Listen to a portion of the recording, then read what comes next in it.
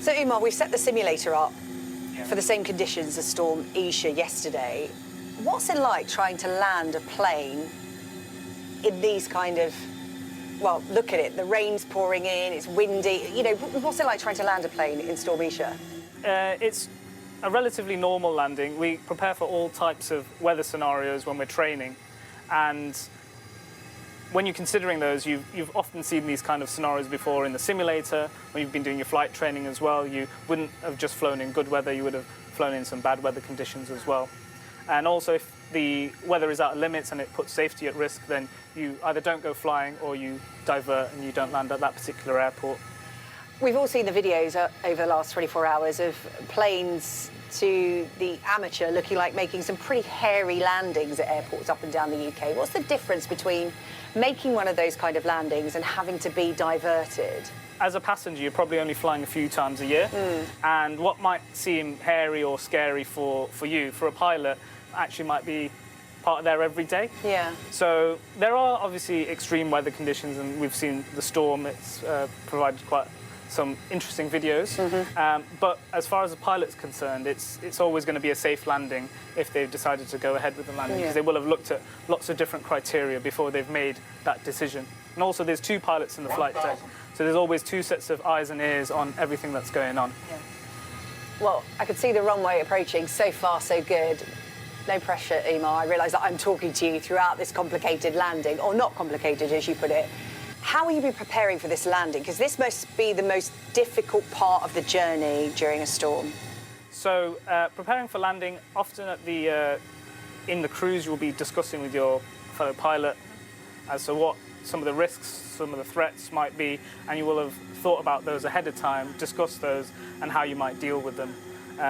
Also, there's certain limitations. For example, if the wind is too strong, you might have to divert. You might have to go to a different diversion airport. Again, when do you make that call? Because, you know, we've been watching the footage coming in over the last 24 hours of planes landing, and, you know, they're so wobbly, and a lot of people go, how can they land? Surely they could have been diverted. Isn't that dangerous? How do you make that kind of call? There's certain criteria you have to meet, which are stipulated by often the airline that you're flying for, and also the manufacturer, as to what is considered safe, and then they'll obviously put a buffer into that, and then you'll then be operating within a very, very sort of low-risk environment. If you don't meet those criteria, the stability criteria for the landing, then you don't go forward with the landing. Even if after you've made that decision, you find anything is not to your liking, or there's something that you want to address, then you can go around and take the problem back into the air, discuss it, and then come in for another approach. And when you're experiencing those turbulent conditions in the back, how does it feel up here? And so many passengers get nervous about turbulence in these kind of conditions. How do you alleviate that? It's a bit like if you might be driving. The first time you hit a pothole, it can be very, very jarring. But after you get used to some less than ideal roads, you realise that it's actually, whilst it can be a little startling at times, it's nothing to worry about and nothing of concern. 100.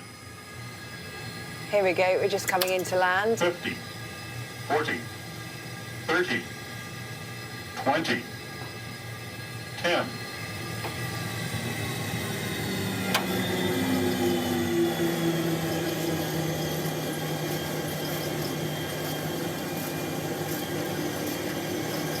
Umar, that looked and felt pretty good to me. With me chattering away alongside you, I'm sure pilots would have far less distractions on something that is... This is the most difficult part, right, of flying in a storm, the landing? Or the takeoff? Well, I guess difficult is relative. You know, there's different challenges at all the different stages of flight. Landing comes with its own challenges, and I'd say that they're no more or less than other parts of the flight. I find landing the best part of the job, so it's the favourite part of the flight. Well, there you go. That is really reassuring for people to hear, because there's more stormy weather coming and people have to travel. Right, the important bit is where's the button for the tea and coffee, because you deserve one after that, don't you, if you've been flying. There you go. That's it. Perfect. Tea or coffee? Coffee, strong. Good choice.